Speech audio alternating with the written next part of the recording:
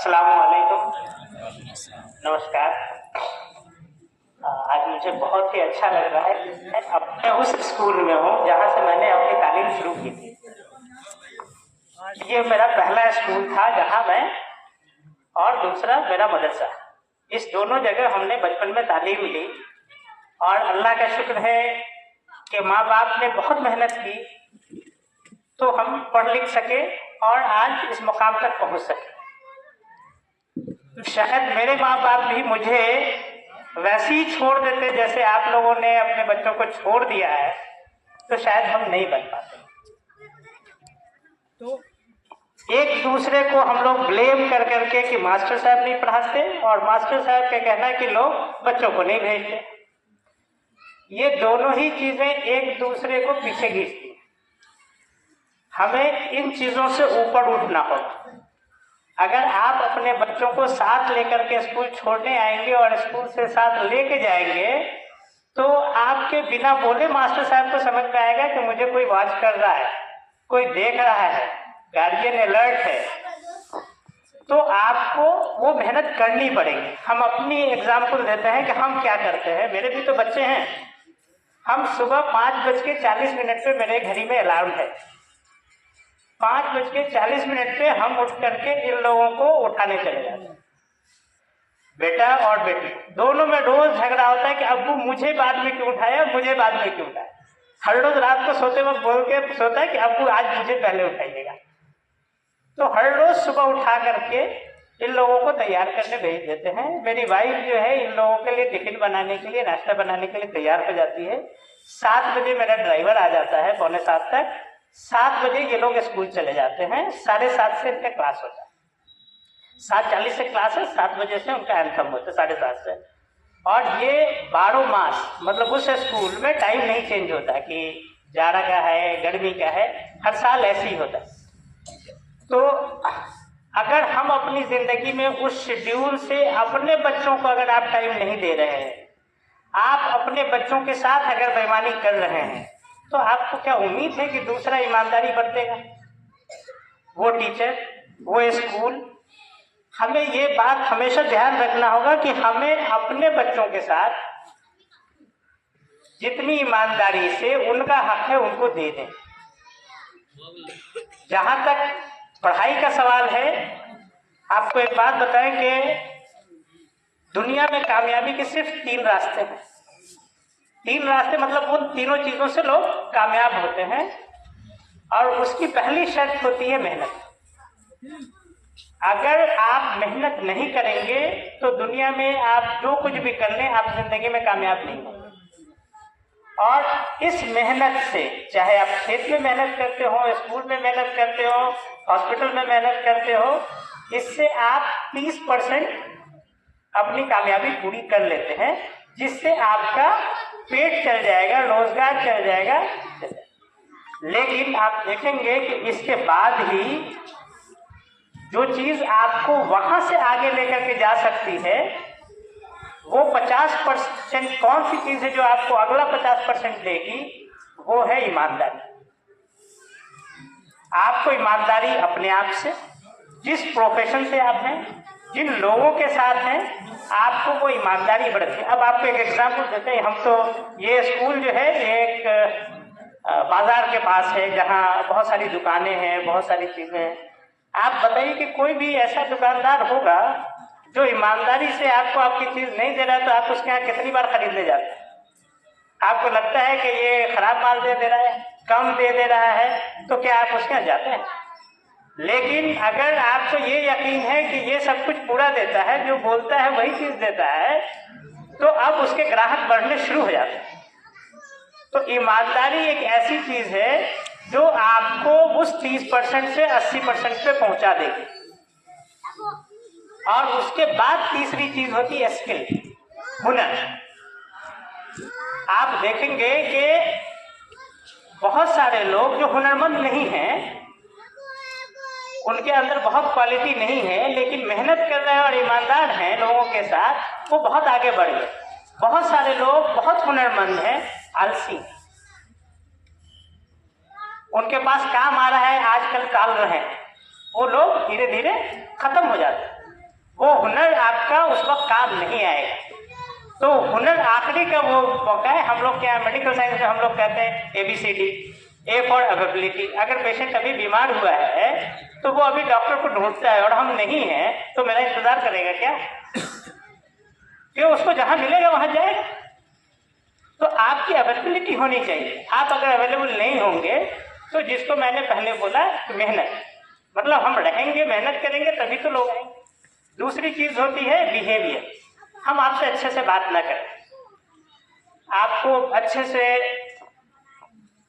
आपको गलत लैंग्वेज में बोले तो आप जितने दिन मजबूर हो उतने दिन तो आ जाइएगा, लेकिन उसके बाद आप मेरे पास क्यों आइएगा? हमसे रिलेशन क्यों बनाना चाहिए? कोई भी अच्छा आदमी किसी खराब आदमी से तो रिलेशन नहीं बनाना चाहिए।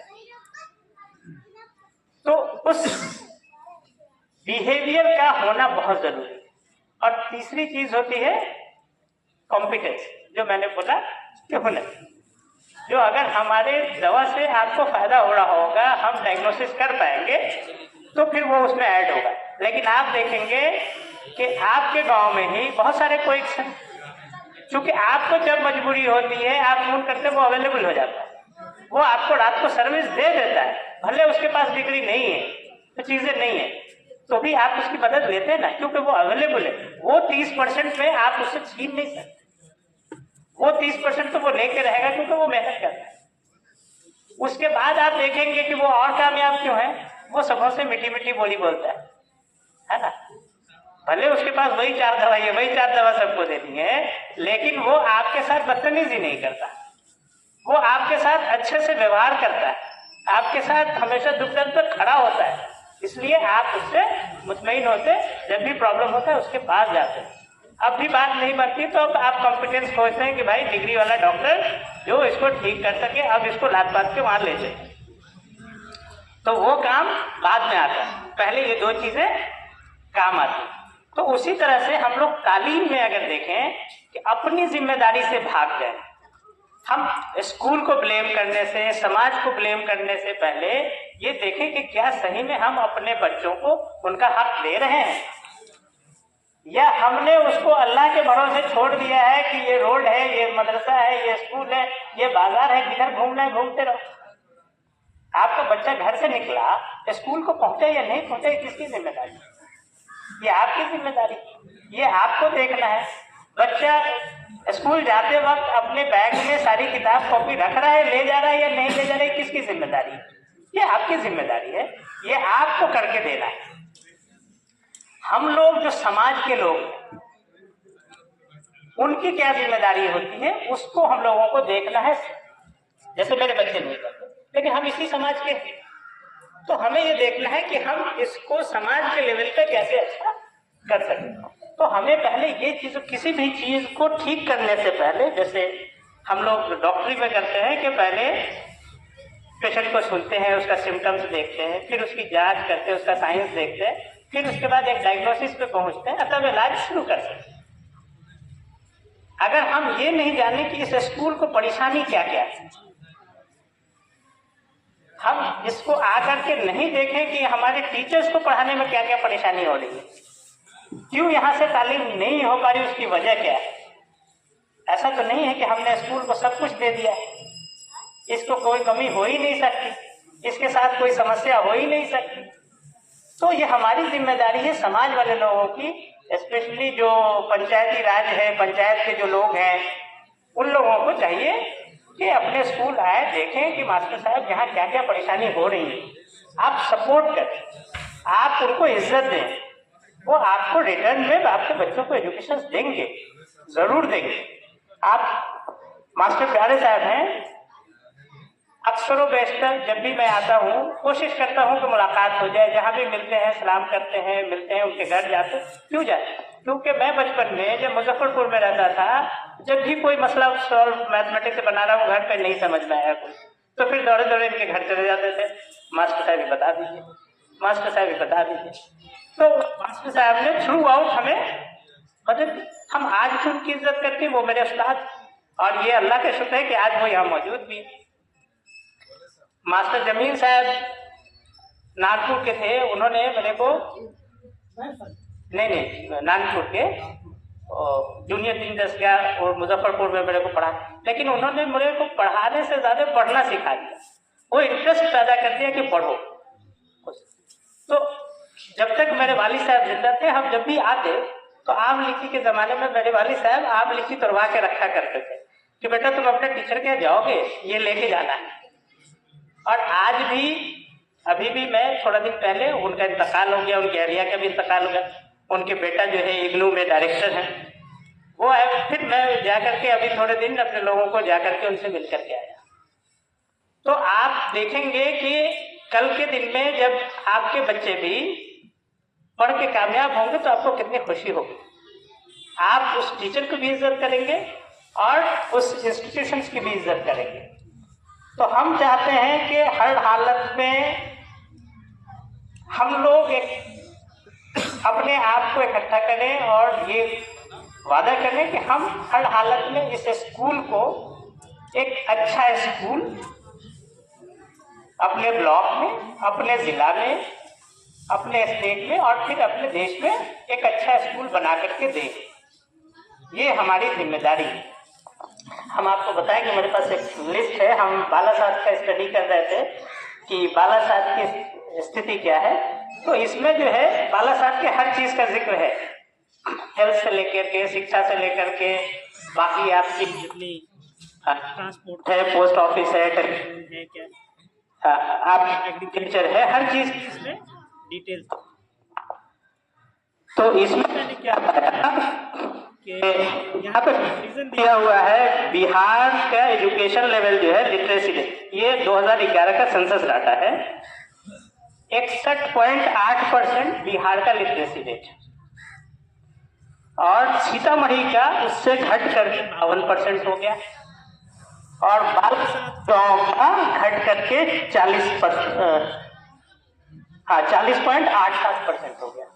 तो एक बात बताइए ईमानदारी से कि हमारा स्टेट जो है 62% पे है, जो हमारा डिस्ट्रिक्ट है वो स्टेट के शिक्षा स्तर को घटा करके खींच करके अब तो 52% पे उसके इसको, और हम उनमें से सबसे माहिर लोग हैं जो उसके एजुकेशन को खत्म करने के लिए 40% पे ले आए।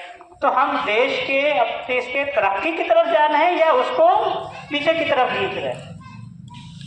हम उन लोगों में से हैं जो उसकी तरक्की में बाधा बन रहे हैं। कि हम लोग मिल करके, हम तो बार बार स्कूल आते हैं, ये देखने की कोशिश करते हैं कि क्या क्या कमी है, बहुत सारी चीज़ों को नोट डाउन किया है और इंशाअल्लाह उसको आगे बढ़ाने के लिए प्रिंसिपल साहब को बार बार बोलते रहते हैं, लेकिन बहुत सारी चीज़ें हैं जो उनके लेवल से नहीं हो सकती, उसको हम लोगों को ही करना होगा। तो हम लोग इंशाअल्लाह उसको आगे करेंगे। एक जो प्रॉब्लम है कि बच्चे स्कूल से जब मन करता है आते हैं, जब मन करता है चले जाते हैं और टाइम पे नहीं आते हैं, चीजें नहीं। तो इन चीजों को पूरा किया जाए। और इस स्कूल में एक सबसे बड़ी कमी है कि जब बच्चे आ जाए तो गेट नहीं बंद होता। गेट नहीं बंद होता तो लोग आजाद हैं, जब चाहे जैसे चाहे चले जाए, कुत्ता जानवर सब चाहे चला आए चला जाए, है ना। इन चीजों को खत्म करना होगा। मैंने अपनी तरफ से एक इनिशिएटिव लिया है कि हम आज के दिन प्रिंसिपल साहब को 2 लाख रुपए का चेक दे रहे हैं कि वो गेट बनवा ले और इसके बाद जो है बाउंड्री पे फेंसिंग करें, कोई बाउंड्री को कूद करके ना आए, इन चीजों को बंद करें। धीरे धीरे हम लोग छोटे छोटे कदम से इस इंस्टीट्यूट को आगे लेके जाएंगे इंशाअल्लाह।